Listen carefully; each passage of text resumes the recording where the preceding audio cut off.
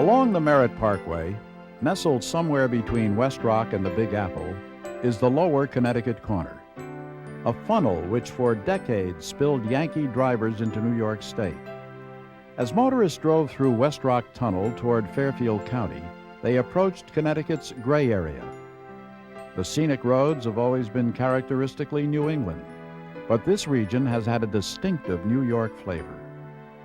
Yes, Fairfield County has always been a part of Connecticut, but the proximity to New York and its influences are the reasons for the county's identity crisis. Powerful New York leaders from the media, corporations, politics, and the arts have made this Connecticut county their home. They joined immigrant factory workers, farmers, and civil servants who've kept the area humming throughout the century. During the first half of the century, the county's powerful and ordinary citizens traveled through world wars and a Great Depression together. Somehow, the quintessential melting pot called Fairfield County not only survived, but became one of the most affluent and talked about in the world. With success and wealth came a spirit of possibility and a joy for living. We'll explore how the citizenry of Fairfield County made it a wonderful place to live and find recreation. This is not a story of survival or success. Rather, how they played, how they had fun, how their amusements were instrumental in making the county what it is today. We're remembering Fairfield County, the playgrounds of our past.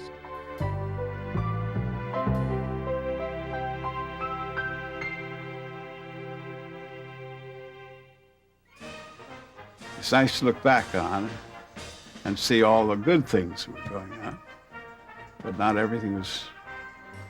We had a world war going on, but we were too young to realize much about that.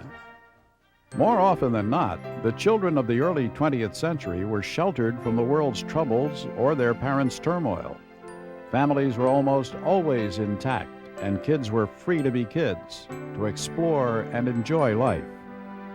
It was just heavenly.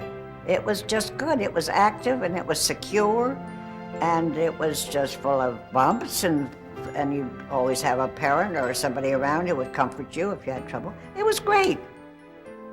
Alice Longstreth lived in Bridgeport's Brooklawn area, an idyllic neighborhood with Rockwellian stories of Granddad's visits on Thanksgiving and strolls in the garden.